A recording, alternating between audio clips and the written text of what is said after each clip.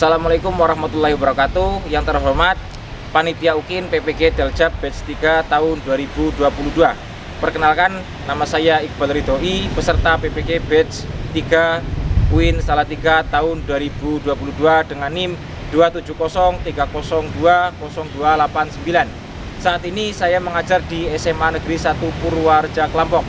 Pada kesempatan hari ini, Kamis tanggal 12 Januari 2023, akan melakukan uji praktek untuk uji kinerja PPG Batch 3 Mapel PAI dengan tema indahnya membangun mahlike rumah tangga. Ini adalah data diri saya. Assalamualaikum warahmatullahi wabarakatuh. Waalaikumsalam warahmatullahi wabarakatuh. Alhamdulillahirrahmanirrahim. Wassalatu wassalamu ala sayyidina Muhammadin wa ala alihi washabihi ajma'in. Amma ba'du. Gimana kabarnya kalian? Sehat? Oke, untuk memulai acara kita pada hari ini, kita berdoa dulu ya yang akan dipimpin oleh ketua kelasnya. Silakan Mas Herlambang. Menduk siap. Berdoa mulai. Bismillahirrahmanirrahim.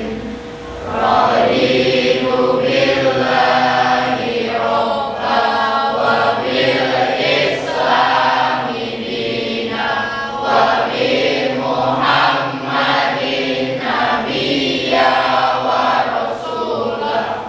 Rabbi zidni ilma warzuqni fahma. Amin. Oke, semoga saja dengan doa ini pembelajaran kita pada hari ini mendapatkan ridho Allah Subhanahu wa taala dan ilmunya berkah dan bermanfaat. Intinya kan ilmunya berkah dan bermanfaat. Makanya apapun yang kita lakukan sebaiknya dilakukan dengan berdoa agar apa yang kita laksanakan itu mendapatkan ridho Allah Subhanahu wa taala. Oke, akan saya absen dulu. Ya, barangkali ada yang tidak berangkat, barangkali ada yang sakit, izin karena emang pada akhir-akhir ini banyak yang sakit musim, Mas. Oke, saya akan absen nomor 1. Abdillah Ramdhani, Agam, Valdi Bayu, Herlambang, Intan Tri Rahmani, Jauza, Narita, Sania, Tania, Triana, Yogi.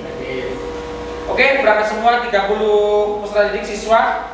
Berangkat semuanya, alhamdulillah tidak ada yang sakit atau halangan suatu apapun. Oke, pada kesempatan hari ini adalah meneruskan materi yang sebelumnya. Materi sebelumnya sudah selesai. Kemarin materi tentang apa ya kemarinnya?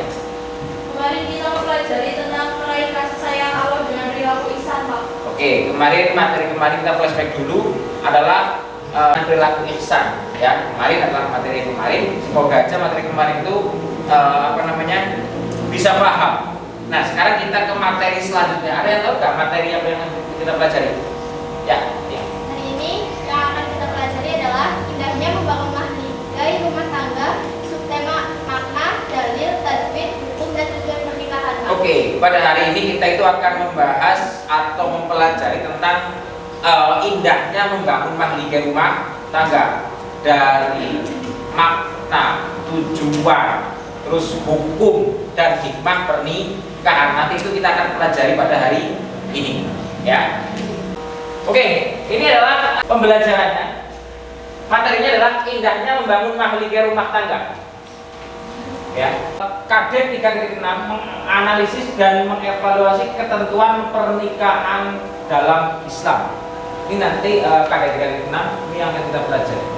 Tujuan dari pembelajaran ini adalah untuk melalui program based learning, peserta didik mampu menjelaskan ketentuan, makna, dalil, tajwid, hukum dan tujuan pernikahan dengan benar. Jadi kalian harus tahu semuanya. Yang kedua adalah melalui tayangan video, peserta didik mampu mampu menyebutkan makna, dalil, tajwid, hukum dan tujuan pernikahan dengan lancar.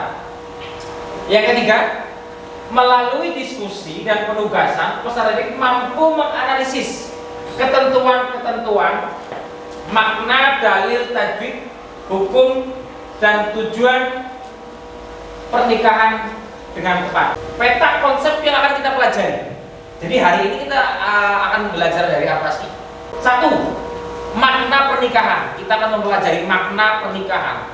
Ada pengertian secara syar'i, secara KBBI juga, terus secara perundang-undangan di Indonesia. Karena sendiri-sendiri maknanya. Terus dalil pernikahan, ya kan? Dalil pernikahan. Nanti ada surat, ya, Quran surat Ar-Rum ayat 21. Terus hukum pernikahan. Kita kan setelah maknanya tahu, terus dalilnya tahu, terus kita ke hukum pernikahan. Hukumnya apa aja sih? Ya, kita kan nanti akan pelajari itu. Hukum pernikahan. Ada haram, ada sunnah, ada makruh. Nah, nanti kita pelajari. Terus tujuan pernikahan. Setelah kita mengetahui artinya, dalilnya apa, terus hukumnya seperti apa, nanti kita akan mempelajari tentang tujuan. Apa sih tujuan pernikahan? Agar membuka lebar pikiran kita. Pernikahan bukan hanya senang-senang saja, bukan hanya hubungan laki-laki dan perempuan saja, tapi banyak makna yang terkandung dalam pernikahan. Itu, paham ya? Ini nanti peta konsep yang akan kita pelajari, jadi agar lebih terarah. Terus ini adalah rubrik diskusinya nanti yang akan saya nilai.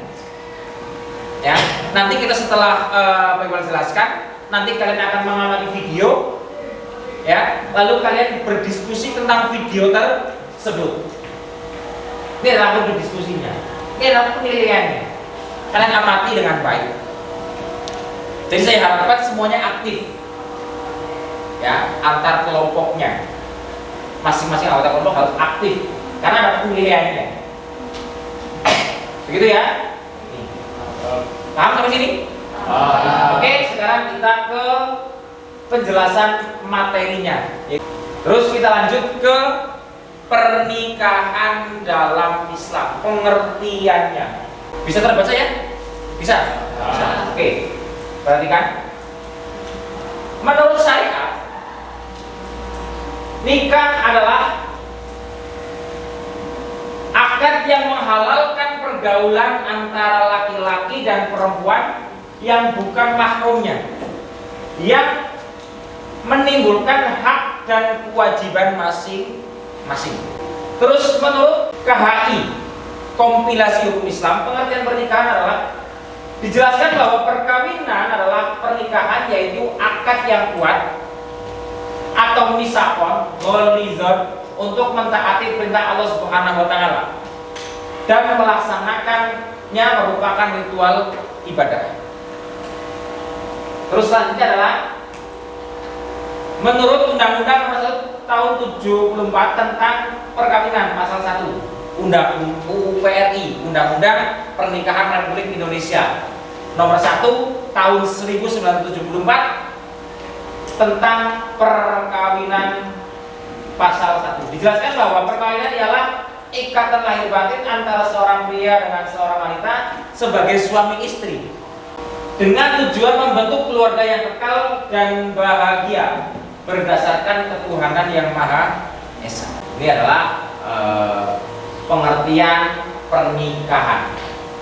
Ada menurut syariat, ada menurut KHI, kompilasi hukum Islam, dan ada menurut perundang-undangan perkawinan atau UPRI, Undang-Undang Perkawinan Republik Indonesia Nomor 1 Tahun 1974 tentang perkawinan. Oke, selanjutnya. Ini adalah dalil tentang pernikahan. Quran surat Ar-Rum ayat 21. Ada yang mau baca? Bareng-bareng? Yuk, akan saya contohkan, nanti kalian baca bareng-bareng lagi. Bismillahirrahmanirrahim. Wa min, perhatikan dan dengarkan baik-baik. Perhatikan tulisannya di sini. Wa min ayatihi an khalaqalakum min anfusikum azwajan litaskunu ilaiha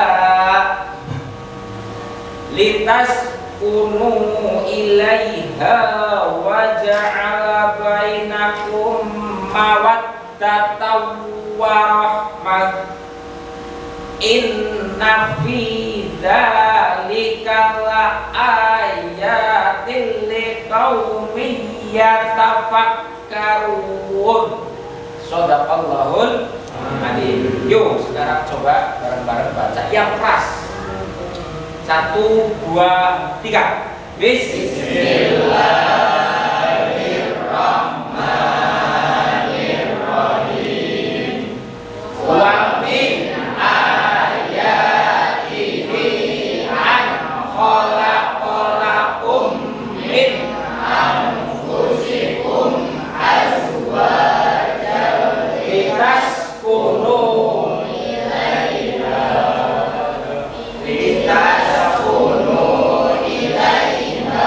wa ja'ala bainakum mawaddatan wa rahmah.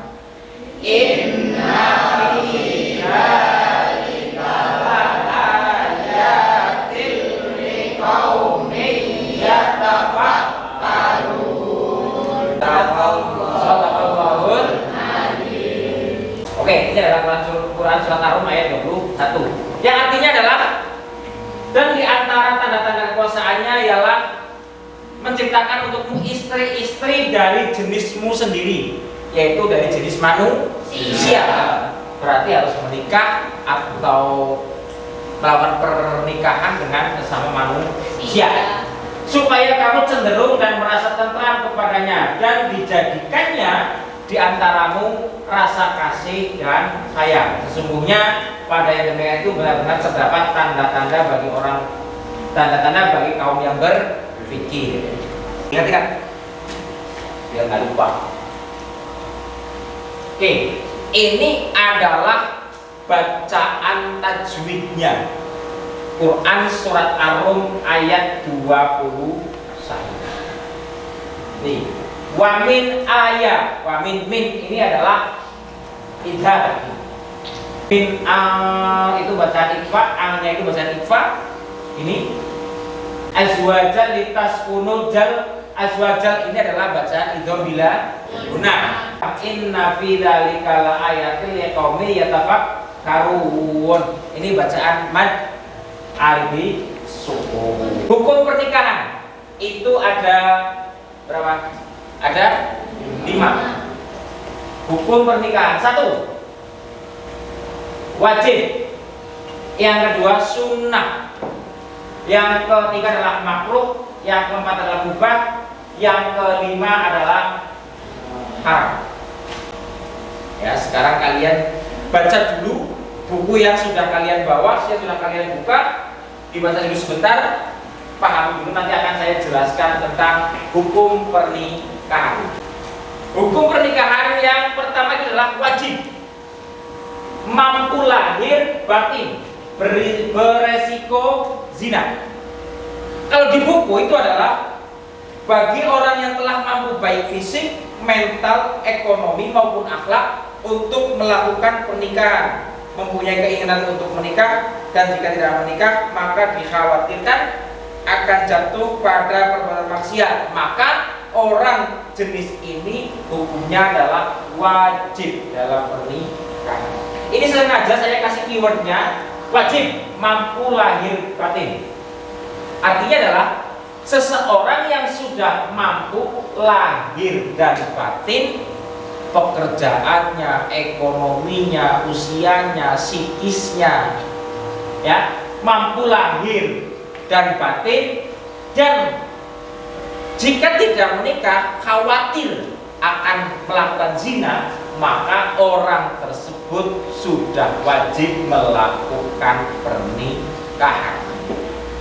Maka saya kasih keywordnya Wajib, hukum pernikahan wajib. Mampu lahir dan batin, beresiko zina. Artinya memudahkan untuk memahami pengertian dari hukum pernikahan. Yang kedua adalah sunnah. Mampu lahir batin, tidak beresiko zina. Artinya adalah sama kayak yang wajib, cuma di belakangnya tidak beresiko zina. Artinya adalah seseorang dihukumi sunnah dalam pernikahan adalah seseorang itu sudah mampu lahir batin, fisiknya mampu, ekonominya mampu, psikisnya mampu, tapi dia masih mampu untuk menahan tidak melakukan zina. Terus selanjutnya adalah haram, tidak mampu lahir batin, istri disakiti atau niat buruk.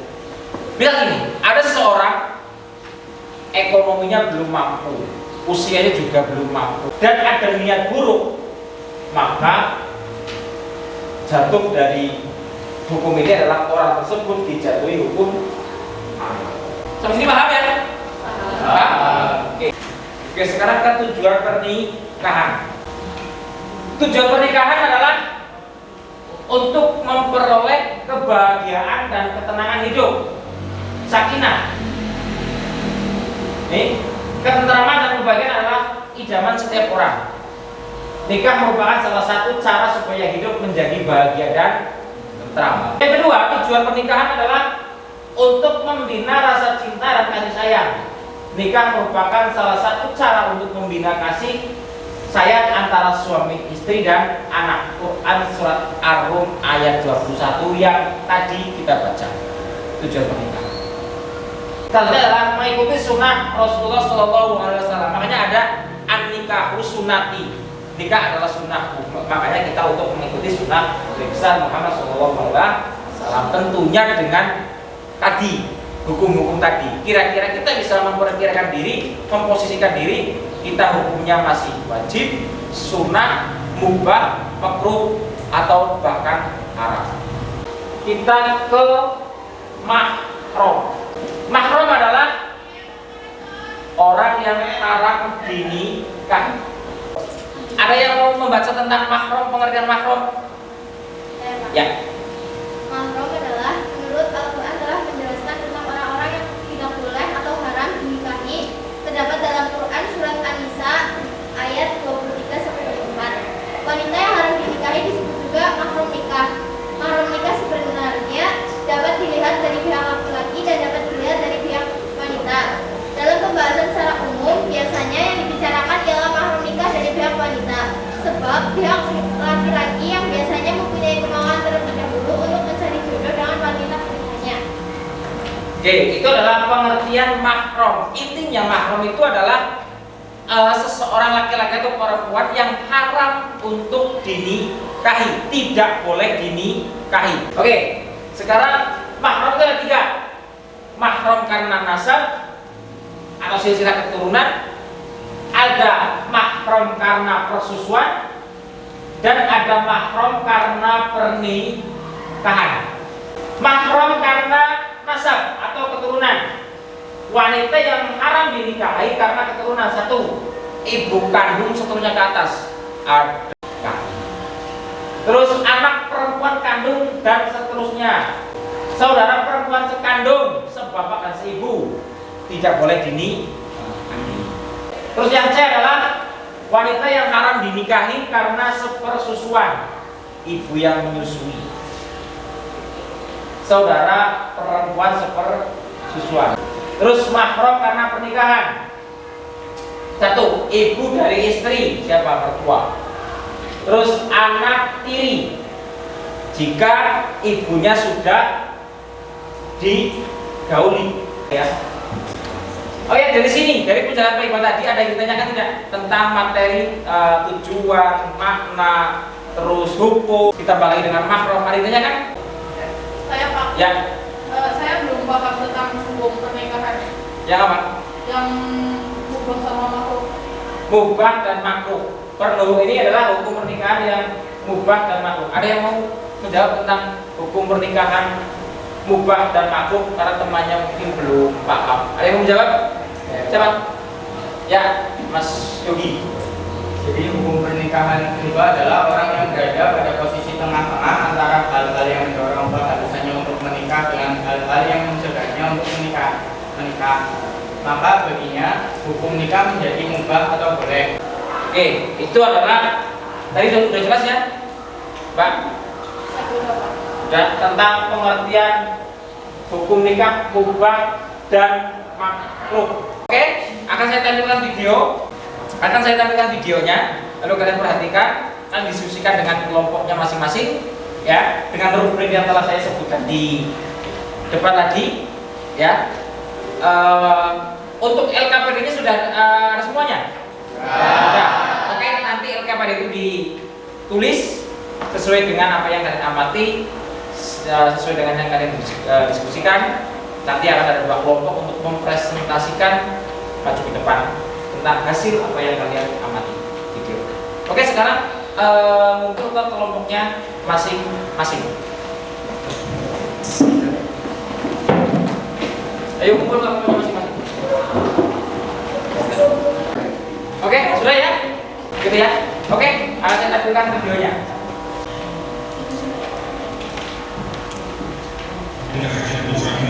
Oke, perhatikan dulu videonya.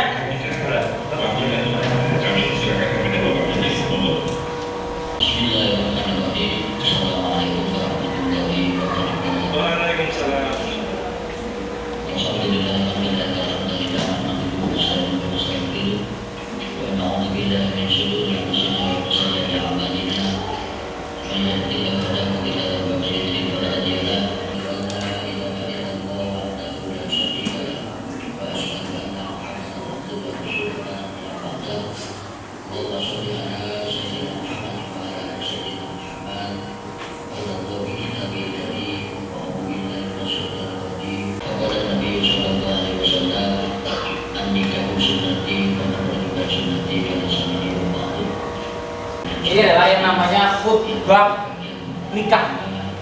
Ini hukumnya sunnah, boleh ada, boleh tidak. Ini penghulunya lagi melakukan khutbah nikah.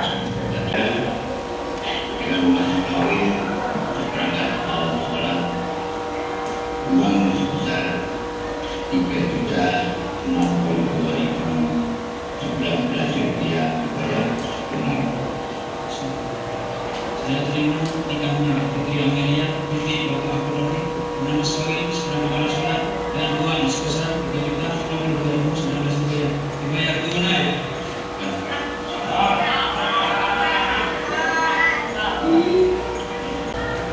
Oke, itu adalah videonya. Silakan kalian berdiskusi sesuai dengan kelompoknya, ya. Dengan rubrik yang telah saya sebutkan. Silakan kalian diskusi. Saya kasih waktu 20 menit untuk berdiskusi dengan yang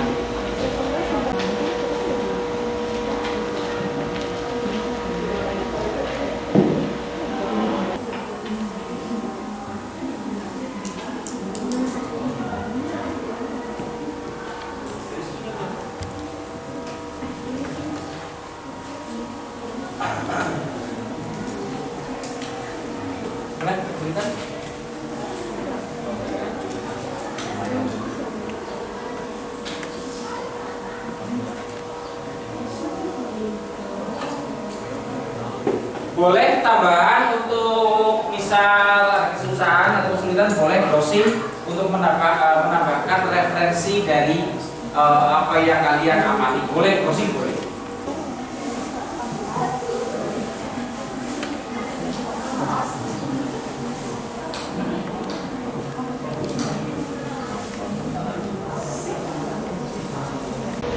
Oke, cukup sudah diskusinya. Silakan dua kelompok maju ke depan. Kalian presentasikan.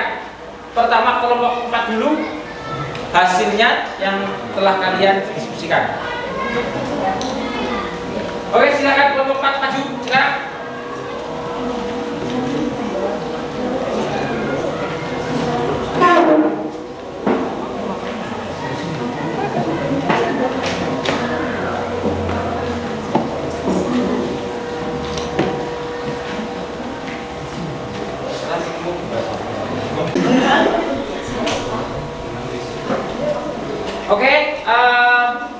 Salam, perkenalkan kelompoknya dan perkenalkan anggotanya satu persatu. Assalamualaikum warahmatullahi wabarakatuh. Waalaikumsalam warahmatullahi wabarakatuh. Kami dari kelompok 4 dengan anggota Saya Jauza Fikri dari nomor absen 19.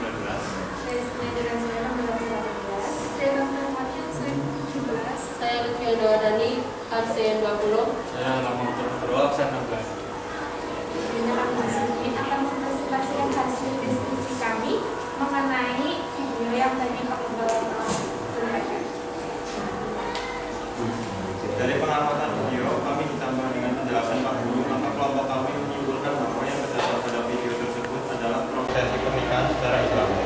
Terdapat mempelai laki-laki dan perempuan, terdapat wali, 2 orang saksi, adanya sikot, ijab, dan kabul.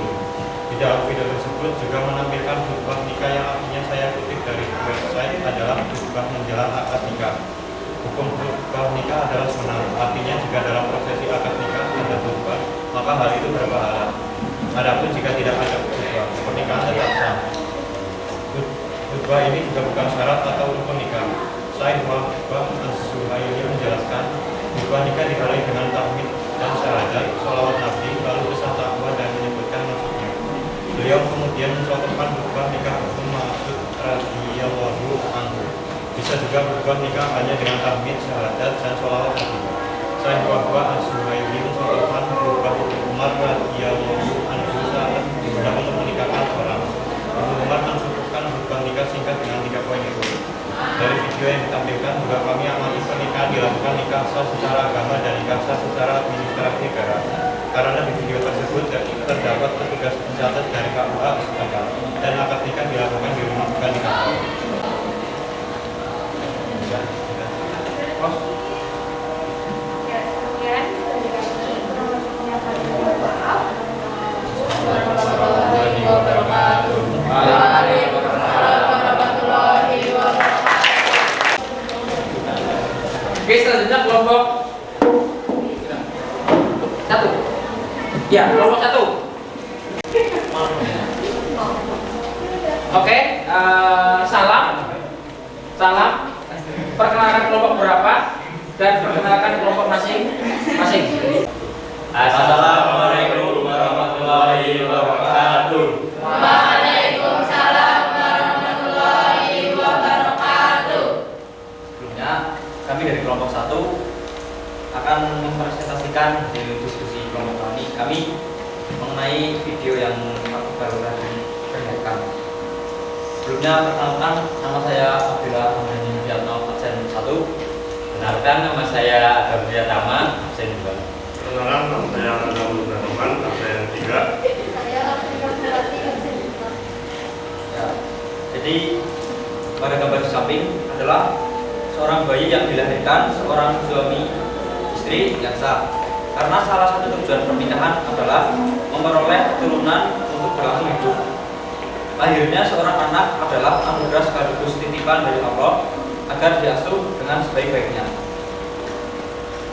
Gambar selanjutnya yaitu gambar di mana sebuah keluarga yang bahagia boleh dikatakan sakinah, mawaddah, dan warahmah.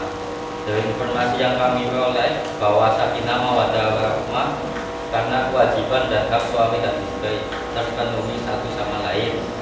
Mendapatkan anak yang soleh-solehah adalah dambaan dari setiap orang tua. Video tersebut menampilkan bahwa akad dilaksanakan di rumah. Dari data yang kami browsing bahwa tidak ada ketentuan khusus tempat berlangsungnya akad nikah. Akan tetapi jumhur atau mayoritas ulama memang menganjurkan akad nikah dilakukan di masjid. Di antara tujuannya adalah agar lebih mudah diketahui halayak banyak dan juga demi keberkahan akad tersebut. Hanya saja para ulama Maliki mengungkapkan kebolehan akad nikah di masjid hanya prosesi ijab kabulnya saja. Sedangkan acara-acara lain seperti makan-makan atau tradisi yang berkaitan dengan pernikahan sebaiknya dilakukan di luar masjid.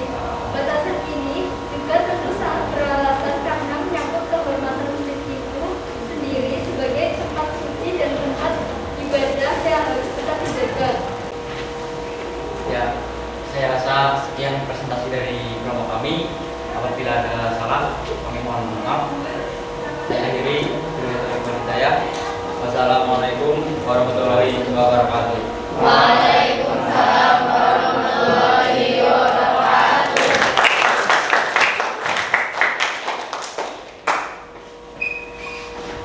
Oke, dari dua presentasi teman kalian tadi, dua kelompok tadi, apa yang ditanyakan? Tidak ada. Oke, berarti paham semuanya ya? Oke, sebelum kita mengakhiri pembelajaran kita kali ini, ya, kalian mengerjakan soal-soal di Google Form. Nanti akan saya bagikan ke melalui WhatsApp grup. Nanti kalian kerjakan. Itu ada 20 soal, kalian kerjakan.